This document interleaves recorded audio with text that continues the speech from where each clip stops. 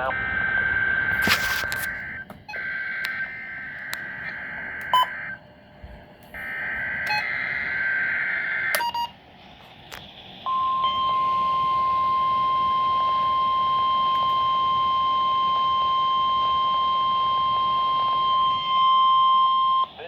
is a test of the new weather radio warning device.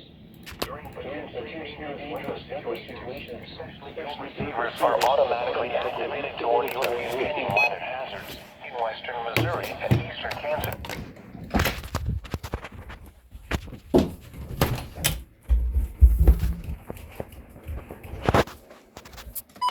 Severe weather in the area on Wednesday. The test is postponed until the good weather day. Reception of this broadcast the warning alarm will vary from place to place.